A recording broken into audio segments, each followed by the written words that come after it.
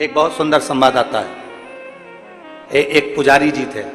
वो पुजारी जी भगवान के मंदिर में पूजन करते थे और पूजन करते थे, बड़े दुखी बड़े थे, बहुत दुख था उनके जीवन में, ना काम ना धंधा, बच्चे भूखे रहते, पत्नी भी परेशान रहती, पूरा परिवार परेशान रहता। पुजारी जी भगवान शंकर के मंदिर में पूजन करते, अब बड़े दुखी, बड़े दुखी। अब पुजारी जी भगवान के मंदिर में पूजन करते, बच्चे भूखे रहते, पत्नी भूखी रहती, परिवार भूखा रहता, बड़े परेशानी में, कपड़े नहीं, लत्ते नहीं, आभूषण नहीं, जेवर नहीं, बड़े पुजारी जी दुखी रहते। एक दिन उसी मंदिर में एक संत आ गए। संत ने फटी हुई सी धोती थी, एक तन पर गमछा डला हुआ था, मस्तक पर चंदन लगा हुआ था, गले में रुद्राक्ष की माला थी, हाथ में रुद्राक्ष की माला थी और 12 तिलक लगे हुए थे। और संत ने आकर पुजारी जी से कहा, भैया जी मुझे भूख लग रही है, पुजारी जी कुछ खाने को दे दीजिए, मुझे भूख लग रही है, कुछ खाने को दे दीजिए। पुजारी जी ने कहा, बताओ कहां कहां के भिखारी आ जाते हैं, मांगने के लिए पूरा गांव पड़ा हुआ है, मांगने के लिए पूरा क्षेत्र पड़ा हुआ है, मंदिर में भी मांगने आ जाते हैं। पुजारी जी ने कहा, चल भाग यहां से, धक्का दे दिया पुजारी जी ने। वो संत उसी मंदिर के बाहर प्रांगण में, बाउंड्री के अंदर, वो संत अपने एक साधारण से भाव से पोंछ कर, झाड़ू लगाकर वहीं मिट्टी में सो गया। और सोया, पुजारी जी ने सोचा कैसा अड़भंगा है, कैसा पागल है, मूर्ख है। और पुजारी जी ने फिर भगवान से कहना चालू करा, वाह रे भगवान वाह, तेरा भक्त दिन भर भूखा रहता है, मेरे बच्चे परेशान रहते हैं, मैं तकलीफ में रहता हूं, भगवान तू तो है भी कि नहीं है संसार में, तू है कि नहीं है संसार में। पुजारी जी दिन रात भगवान को कोसा करते और संत उसी बाउंड्री के अंदर पड़े रहते। संत का नियम था, जैसे ही संध्या होती, रात होने से पहले संत भगवान का भजन करने बैठ जाता और जैसे ही सुबह होती वैसे ही तान के खूब बढ़िया सोता, दिन भर सोता, रात भर भजन करता। अब पुजारी जी ने देखा कि इसको जब भी, अब पुजारी जी तो दिन में आते, पुजारी जी को क्या मालूम कि रात में कितना भजन करता। पुजारी जी दिन में आते, दिन में देखते तो वो तो बढ़िया चांद के सो रहा। पुजारी जी उसको दिन रात गाली देते, कैसा बताओ किस में का है, कैसा अकल नहीं है, ना जाने कहां से आ गया, कैसा अड़भंगा है, ये संत है, ये साधु है, ये तपस्वी है, देख लो भगवान। और ऐसे ऐसे संत ये पड़े हुए हैं। और खूब कोसे पुजारी जी, खूब कोसे। और फिर भगवान को भी कहे, तू मुझे तो भूखा मार दिया, भगवान तू तो मुझे कुछ खाने को ही नहीं देता, मेरा परिवार दुखी, ये दुखी, वो दुखी। अब संत इतने रात को भजन करे, दिन में सोए, भगवान की ऐसी कृपा कि गांव के लोग भी आए ना तो संत को कोई मालपुआ देके चले जाए, कोई जलेबी देकर चले जाए, कोई पूड़ी देकर चले जाए, कोई कचौड़ी देकर चले जाए, और पुजारी जी को कोई कुछ नहीं देके जाए। अब तो पुजारी जी और आग बबूला, पुजारी जी और आग बबूला। पुजारी जी ने कहा, बताओ हम तो मंदिर में पूजन कर रहे भगवान, और सारी दुनिया का ठाट तो ये संत को मिल रहा, दिन भर सोता, रात भर न जाने क्या करता, और खाने को भी अच्छा अच्छा मिलता, और हम तुम्हारी पूजन करते और हमको कुछ नहीं मिलता। और थोड़े दिन निकले, बाबा भोलेनाथ जी को कहते कहते समय हो गया, तब भगवान शंकर ने एक पंडित का रूप लिया। पंडित का रूप लगकर भगवान भोलेनाथ तुरंत उस पुजारी जी के पास गए और पुजारी जी से कहा, पुजारी जी बहुत भूख लग रही है। इतनी देर में जैसे पंडित जी बोले भूख लग रही है, पुजारी जी बोले एक और भिखारी आ गया, एक और भिखारी आ गया मांगने के लिए। गांव पड़ा, नगर पड़ा, और मांगने के लिए मेरे पास आते, भाग यहां से, क्या दूं तुझको। इतने में पंडित जी बोले, पुजारी जी मुझे एक प्रश्न करना है, आप मुझे उत्तर दे देंगे, क्योंकि आप पुजारी हो, भगवान की सेवा करने वाले, मेरे को एक प्रश्न करना है। बोलो क्या प्रश्न करना है। मुझे प्रश्न ये करना है, क्या सुई की नोक के छेद में से ऊंट निकल सकता है। इतने में पुजारी जी बोले, तेरे जैसा मूर्ख ही निकाल सकता है, भगले यहां से, पागल हो गया है। सुई के छेद में से क्या ऊंट निकलेगा, निकल यहां से। धक्का दे दिया। पंडित जी आगे गए तो संत लेटे हुए थे, उनके पास जाकर कहा, संत जी आपसे एक प्रश्न करना है जो मैंने पुजारी जी से करा। बोलो क्या प्रश्न है। प्रश्न ये है, क्या सुई की छेद में से ऊंट निकल सकता है। इतने में संत उठकर बोले, अरे क्यों मूर्खों जैसी बात करता है, सुई के छेद में से ऊंट क्या, पूरी सृष्टि निकल सकती है अगर महादेव चाहे तो। अगर महादेव चाहें तो एक छेद में से सृष्टि 50 बार निकलेगी और 50 बार इधर 50 बार उधर जा सकती है। अगर महादेव चाहें तो छेद में से भी सृष्टि को निकाल सकते हैं। बस इतने में तो पुजारी जी ने सुना कि संत ने कहा कि एक छेद में से सृष्टि भी निकल सकती है। पंडित जी ने पुजारी जी को बुलाया, देखो इसको विश्वास करते हैं। तुम मंदिर में घंटी तो हिलाते हो, पूजन तो करते हो, पर मंदिर के भगवान के प्रति तुम्हारा विश्वास नहीं है। और ये संत बाहर पड़ा है, उसका विश्वास इतना प्रबल है कि वो जानता है कि छेद में से भी पृथ्वी निकालने का दम महादेव रखते हैं। अगर पृथ्वी को निकालने का दम रखते हैं, पृथ्वी को बार बार निकालने का दम रखते हैं, तो तेरे पेट भरने की जवाबदारी भी महादेव रखते हैं। पर कब? जब तेरा विश्वास प्रबल हो जाए, जब तेरा भरोसा प्रबल हो जाए। संत पड़ गया, उसको मालूम है भोजन देगा महादेव, खिलाएगा महादेव, रखेगा महादेव। और हम ये सोचते हैं कि हम पूजन कर रहे हैं, भगवान का श्रृंगार कर दिया हमने, भगवान का ये कर दिया हमने, भगवान का वो कर दिया हमने, तो इतना करा हमने, तो इतना करा। कई लोग ऐसे होते हैं, हमने तुम्हारी इतनी सेवा करी, तुमने हमको दिया ही क्या, तुमने फिर फल पाया क्या? तुमने विश्वास, भरोसा भगवान के प्रति प्रबल रखो। जिस दिन भरोसा प्रबल होगा उस दिन शिव तत्व जरूर प्राप्त होगा। फिर निवेदन है, आप सियोर वाले महाराज पर तुम्हें भरोसा नहीं करना। मानव का शरीर हमारा भी है और मानव का शरीर तुम्हारा भी। हम पर भरोसा नहीं, भरोसा करना शिव महापुराण पर, और भरोसा करना शंकर की कथा पर, और भरोसा करना तुम्हारे एक लोटे जल पर। तो तुम भरोसे के बल पर, विश्वास के बल पर अग्रण्य जरूर हो। इंसान पर भरोसा नहीं करना है। तुम भी मनुष्य हो, हम भी मनुष्य हैं। मानव का शरीर है, मानव का शरीर है तो हो सकता है गलती हो जाए, पर परमात्मा से कभी गलती नहीं होती। मानव से गलती हो सकती है, मनुष्य से गलती हो सकती है, परमात्मा से किसी पर भरोसा मत। आप किसी पर भरोसा करो और वह भरोसा तुम्हारा टूट जाए, उससे अच्छा है शिव पर भरोसा करो, शंकर की कथा पर भरोसा करो, शिव महापुराण पर भरोसा करो, शिव वाणी पर भरोसा करो, पर इंसान पर भरोसा नहीं। इंसान से ज्यादा ईश्वर पर भरोसा करने का प्रयास करो। मैं तुझे इस बच्चे को नहीं खाने दूंगी, पार्वती जी कह रही हैं, इस बच्चे को नहीं खाने दूंगी, तू छोड़ इसको छोड़ दे। नहीं, ये मेरा भोजन है, चौथे पहाड़ के अंतर्गत मुझे जो मिलेगा मैं उसको खाऊंगा, ये मेरा भोजन है। और मैं नहीं, ये मेरा भोजन है, ये चौथे पहर में जो मुझे मिलेगा मैं उसको पाऊंगा।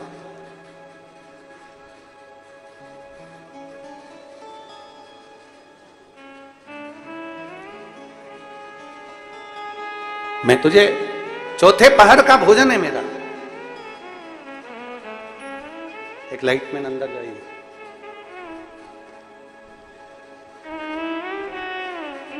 चौथे पहर का भोजन है ये मेरा, मैं नहीं दे सकता। और चौथे पहर के भोजन को मैं कैसे दे दूं तुझको? कैसे दे, कैसे प्रदान करूं? मैं तुझे नहीं दे सकता। पार्वती मैया ने तुरंत बारंबार कहा, माता पार्वती जी ने, मां पार्वती जी बारंबार कह रही हैं, नहीं, इस बच्चे को तो मैं तुझे नहीं खाने दूंगी, ये बच्चा मैं तुझे नहीं दे सकती। तो कुछ और मांग ले, तुझे क्या चाहिए? तू जो बोले मैं तुझे देने को तैयार। बोल तुझे क्या चाहिए? तू जो मांगेगा मैं तुझे देने को तैयार हूं, तू जो कहे मैं तुझे दे दूं। मांग, तुझे क्या चाहिए? क्या दिया जाए तुझको, क्या प्रदान किया जाए तुझको? मांग ले, तुझे क्या दूं, क्या दूं?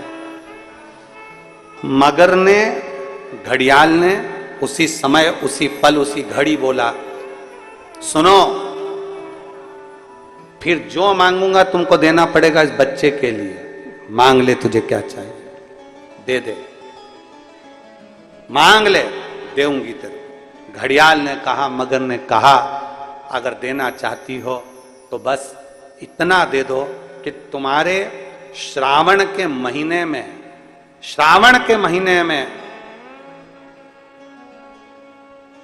तुमने भूलवश भी अगर पार्थिव लिंग का निर्माण करा हो और पार्थिव लिंग का निर्माण कर कर अगर एक बेलपत्र शंकर को समर्पित करी हो तो वो बेलपत्र का फल मुझे दे दिया जाए। एक बेलपत्र का फल मुझे दो।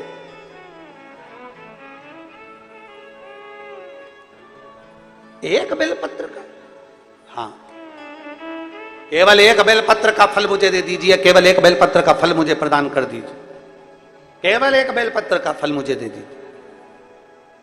एक बेलपत्र, हाँ। पार्वती जी कहती हैं इस बच्चे के लिए मैंने हजारों वर्ष तक अगर तप करा हो तो वो तप भी तू ले ले, मैं तुझे देने को तैयार हूं। 1000 वर्ष का तप मैं घड़ियाल तुझे देने को तैयार हूं, पर एक निवेदन है कि श्रावण महीने में जो मैंने एक पार्थिव लिंग का निर्माण करा और जो बेलपत्र समर्पित करा उसका पुण्य मैं तुझे नहीं दे सकती।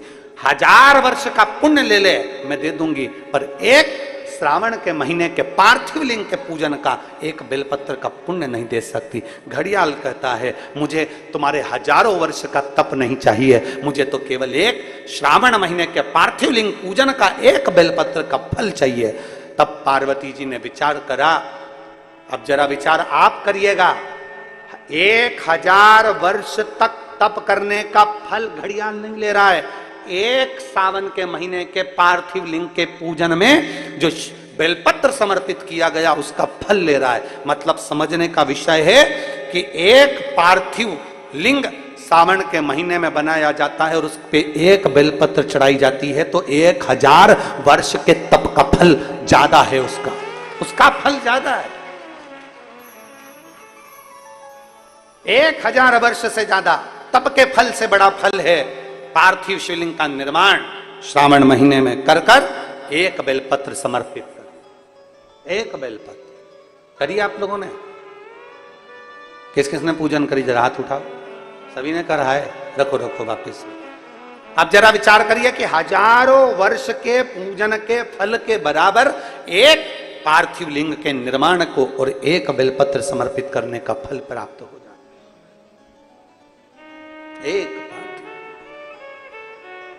और शंभु शरणे पड़े मांगू घड़ी रे घड़ी, दुख काटो दया करी ने दर्शन। शंभु शरणे पड़े मांगू घड़ी रे दुख काटो दया करी ने दर्शन। बोल बम का नारा है, जरा जम के बोलो, बोल बम का नारा है, सारी समस्या का हल। एक बेलपत्र में वो बल हो जाता है पार्थिव लिंग पूजन के श्रावण महीने के। हमसे लोग कहते हैं क्या पड़ी तुमको सावन महीने में शिवलिंग का निर्माण करवाना, पूजन करवाना, ऑनलाइन करवाना, क्यों? हम कहते हैं भूलवश भी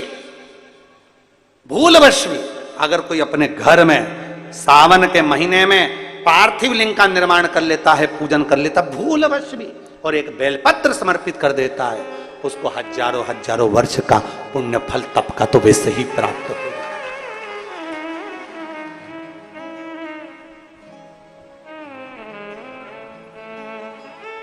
अब इतने कम से कम जिस दिन पार्थिव लिंग का निर्माण का करते हो आप लोग, पूजन करते हो, उतने समय तो कम से कम तुम्हारे विचार तो अच्छे रहते हैं, तुम्हारी बुद्धि तो अच्छी रहती है, तुम्हारा चित्त तो अच्छा रहता है, उतने समय तुम भगवान शंकर की भक्ति तो करते हो।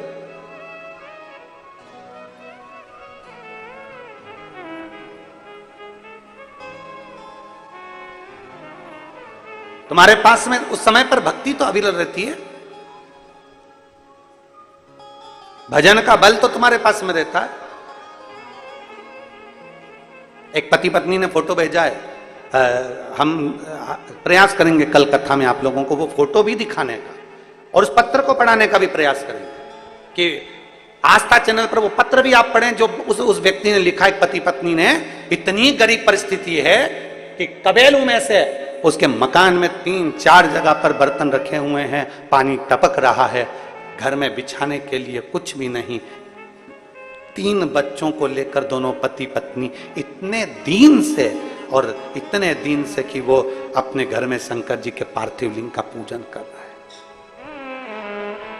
पार्थिव लिंग का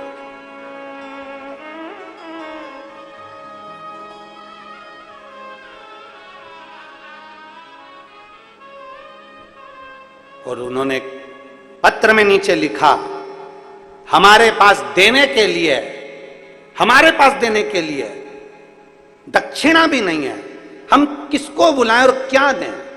हमने केवल एक पत्र में उसको, एक मैसेज में सीओर से सूचना करी कि आपके पास में कुछ नहीं है देने के लिए, आप भगवान की भक्ति करो, ऑनलाइन पूजन का स्मरण करो, तुम्हारे बेलपत्र, वो कहते हैं मेरे पास में भोग लगाने के लिए मिठाई भी नहीं है, मेरे पास चढ़ाने के लिए फल भी नहीं है।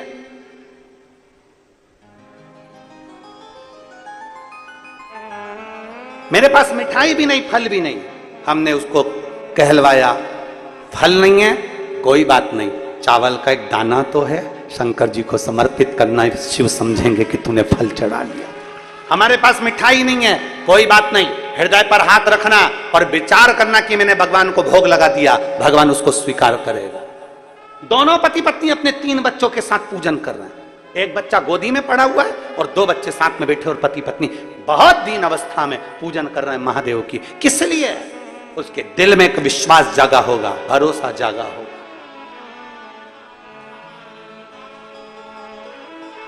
कि कोई जल्दी बनता है, कोई लेट बनता है, पर शंकर को जल चढ़ाने वाला एक दिन सेठ जरूर बनता है।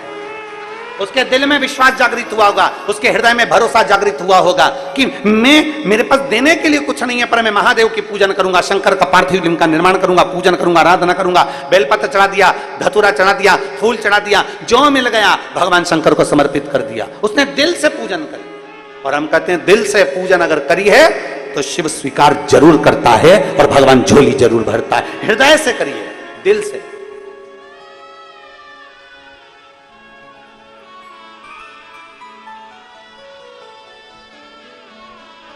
स्वीकृत हो मेरा शिव, मेरे शंकर को तुमसे कुछ नहीं चाहिए, केवल हृदय से पुकार लो।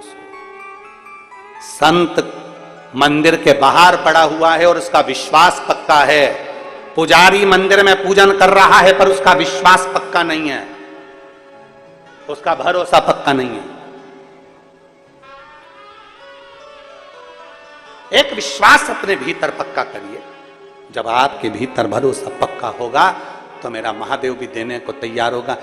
आप लोग बैठे हैं कथा में, कोई व्यक्ति तो ऐसा बैठा होगा जिसने लोन लिया होगा। तुम लोगों ने लोन लिया होगा, या जो आस्था चैनल पर सुन रहे हैं या फेसबुक यूट्यूब पर कथा सुन रहे हैं, लोन लेते हैं तो लोन लेने से पहले बैंक वाले तुम्हारा पीछे का हिसाब देखते हैं, कैसे हो तुम, आवक क्या है तुम्हारी, पहले कितना बैलेंस रहा है बैंक में, तुम्हारा कितना माल रहा बैंक में, तुम्हारा आय व्यय कैसा रहा, तुम्हारा हिसाब कैसा रहा, तुम्हारा व्यवहार कैसा रहा। कहीं तुम किसी पुराने लोन को खा तो नहीं गए। लोन देने से पहले पुराना हिसाब देखा जाता है, तब तुम्हें लोन प्राप्त होता है। उसी तरह पृथ्वी पर जन्म लेने के बाद अगर तुम्हें कुछ अच्छा मिल रहा है तो भगवान को धन्यवाद देना कि परमात्मा तुम्हारा पीछे का हिसाब देखकर लोन पर लोन दिए जा रहा। पुराना हिसाब देखकर तुम्हें गाड़ी मिल गई, पुराना हिसाब देखकर तुम्हें बंगला मिल गया, पुराना हिसाब देखकर तुम्हें सब कुछ मिल गया, अच्छी बहू मिल गई, अच्छा बेटा मिल गया, पोता पोती मिल गए, नाती पंती मिल गए, पति पत्नी सब अच्छे मिल गए, सारा की सारा घर परिवार अच्छा मिल गया। बचा कुचा था तो छत्तीसगढ़ में जन्म मिल गया, छत्तीसगढ़ राजनांदगांव में जन्म मिल गया, अच्छे से अच्छा आनंद पाते हुए राजनांदगांव में जन्म तो मिला, साथ में 5 दिन की शिव महापुराण की कथा तुमको यहाँ राजनांदगांव में प्राप्त हो गई। जरा विचार करना, तुम्हारा पुराना लोन अच्छा था, तुमने पुराना हिसाब अच्छा रखा, इसलिए आज तुम्हारा हिसाब भोलेनाथ ने अच्छा कर दिया। हिसाब देखा, पुराना हिसाब देखकर अभी का हिसाब दिया जाता है। लोन देने वाला पहले पुराना हिसाब देखता है, देखो जरा देखो इसका बैकग्राउंड कैसा रहा, इसने कैसा पुराना हिसाब क्या रहा, बैंक का बैलेंस कैसा रहा, कैसा क्या रहा, पुराना हिसाब देखने के बाद फिर दिया जाता है। उसी तरह परमात्मा भी पुराना देखता है, पूर्व जन्म में इसने क्या किया, किसी भूखे को भोजन कराया, प्यासे को पानी पिलाया, कहीं सत्कर्म करा। भगवान ने कहा देते जाओ, लोन दिए जाओ दिए जाओ दिए जाओ। पुराना हिसाब मिला, पुराना हिसाब मिला तो कहा दरवाजे पर एक गाय आती थी, उस गाय को रोटी नहीं देती थी, धक्का मार के निकाल देती थी, डंडा मार देती थी और पानी डाल देती थी गाय पर। तो भगवान ने भी कह दिया उसी गाय को इसकी बहू बना के भेज दो, हिसाब पक्का। लोन पुराना बैकग्राउंड देखकर लोन दिया जाता है, पुराना हिसाब देखकर लोन दिया जाता है। अब वही गाय को बहू बनाकर भेज दिया। अब पहले ये डंडा मारती थी, अब पहले ये रोटी नहीं देती थी, अब वो रोटी नहीं दे रही। पहले गाय दरवाजे पर खड़ी रहती थी, ये आती नहीं थी, अब बहू अपनी मर्जी से जी रही है, सास बैठी हुई है, अब लाएगी अब लाएगी अब लाएगी, जैसे गाय अब आएगी अब आएगी रोटी लाएगी, अब आएगी रोटी लाएगी, अब आएगी। गाय बेचारी खड़ी रही खड़ी रही खड़ी रही, उसी तरह सास भी बैठी रही, अब चाय लाएगी अब चाय लाएगी अब चाय लाएगी अब चाय लाएगी। गाय बाहर थी, तू अंदर बैठ के चाय पी गई थी, तो बहू भी अंदर रसोई घर में चाय निपटा गई, दुकरिया तू बैठी रह। पुराना बैकग्राउंड देखा जाता है, पुराना हिसाब। पुराना हिसाब अच्छा है तो तुम्हें लोन भी अच्छा मिल जाएगा, पुराना हिसाब बेकार है तो लोन भी नहीं मिल पाएगा। नहीं साहब हम नहीं दे सकते, इसका बैकग्राउंड अच्छा नहीं है, अच्छा नहीं है, पुराना हिसाब खा गया, नहीं देता ही है, जाओ तो कचर कचर करता है, इसका हिसाब ठीक नहीं है, बैंक बैलेंस ठीक नहीं है, कोई नहीं देगा तुमको हिसाब। इसीलिए कहते हैं पुराना हिसाब अच्छा रखोगे तो अभी का हिसाब अच्छा है, और अभी का हिसाब अच्छा रखोगे तो आने वाला समय तुम्हारे लिए अच्छा है। तुम जैसा रखना चाहो ये तुम्हारे ऊपर निर्भर करता है। मत बुरे कर्म कर बंदे वरना पछताएगा, भगवान की आंखों से तू बच नहीं पाएगा, तू बच नहीं पाएगा। अरे ओ अज्ञानी मत करना नादानी, अरे ओ अज्ञानी मत करना नादानी। तेरे कर्म का फल भी तू ही पाएगा, जैसा किया तूने तेरे आगे आएगा। मत बुरे कर्म कर बंदे वरना पछताएगा, भगवान की आंखों से तू बच नहीं पाएगा, तू बच नहीं पाएगा। अपना पुराना देखा जाएगा। तुमने किसी भूखे को भोजन कराया, तुमने किसी प्यासे को पानी पिलाया, तुमने किसी को कुछ दिया है, तुमने कुछ भजन किया है तो तुम्हें मिलता रहेगा। लोन देने वाला पुराना हिसाब देखता है, परमात्मा देने से पहले भी पुराना हिसाब देखता है। अच्छा तुम विचार करो, जरा सोचिएगा, विचार करिएगा कि ऊपर तुमसे पूछा गया था कि मध्य प्रदेश में जाना है कि छत्तीसगढ़। अरे बोलो तो नहीं।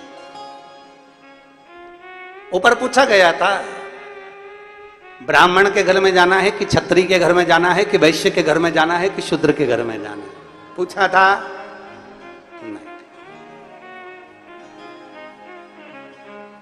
नहीं।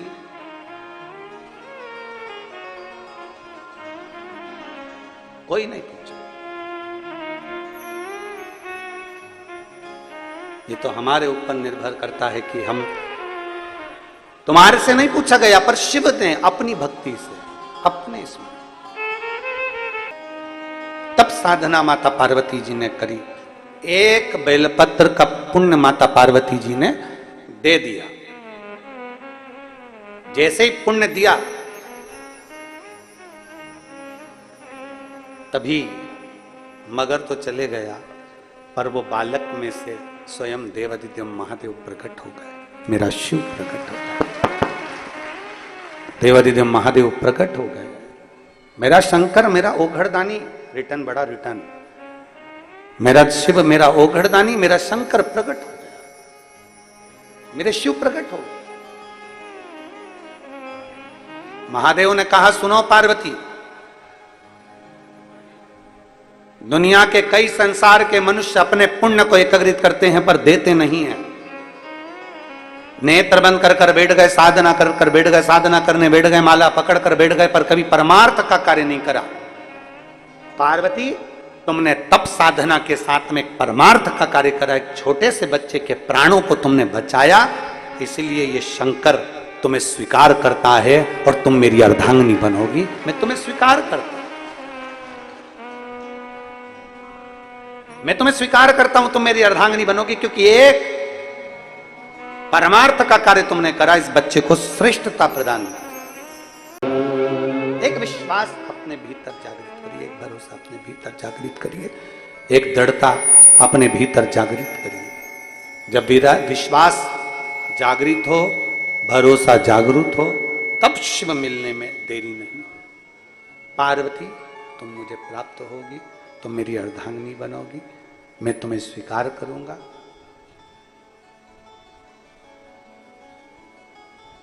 सती मैया जो जलकर भस्म हुई थी, वही सती माता पार्वती के नाम से विख्यात हो। खूब तप किया,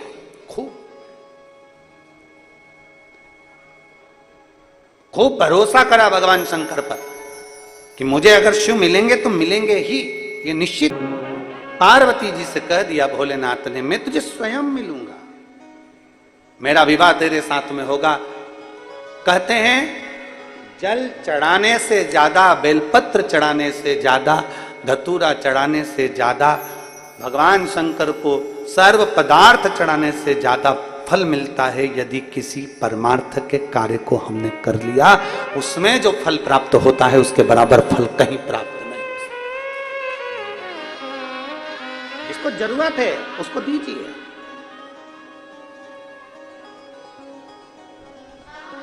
थोड़ा सहयोग प्रदान करने का प्रयास कीजिए, थोड़ा सा सहयोग प्रदान करने का प्रयास कीजिए। महाराज,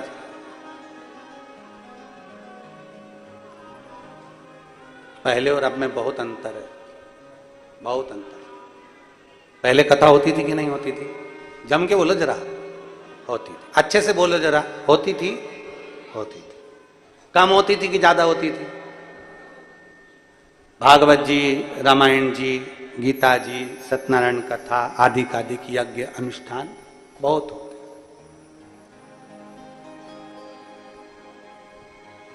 यज्ञ बड़े पहले, कथाएं बड़ी पहले, कथा में भीड़ बड़ी पहले, मंदिर बड़े, देवालय बड़े, कथाकार बड़े, सब कुछ बड़ा। पर सब बढ़ने के साथ में दो चीजें नहीं बढ़ पाई थी। कथा के कार्यक्रम बड़े थे, यज्ञ बड़े थे, अनुष्ठान बड़े थे, कथाकार बड़े थे, सब कुछ बड़ा, देवालय शिवालय सब बड़े, पर दो चीजें नहीं बढ़ पाई थी।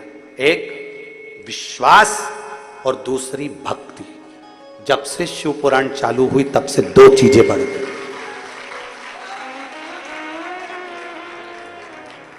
जब से शिव पुराण चालू हुई तब से दो चीजें बढ़ गई। एक विश्वास बढ़ गया, दूसरी भक्ति। मतलब अब लोग भटक नहीं रहे। पहले लोग भटकते थे, भटक जाते थे। अभी अभी आपको कथा में कह रहे थे कि आप सोचे नहीं तो भी परमात्मा ने दिया। आपने जाकर नहीं कहा कि मुझे ब्राह्मण के घर में जन्म देना, कि क्षत्रिय के घर में जन्म देना, कि वैश्य के घर में जन्म देना, कि शूद्र के घर में जन्म देना। जन्म उसने दिया। अगर तुमसे वहां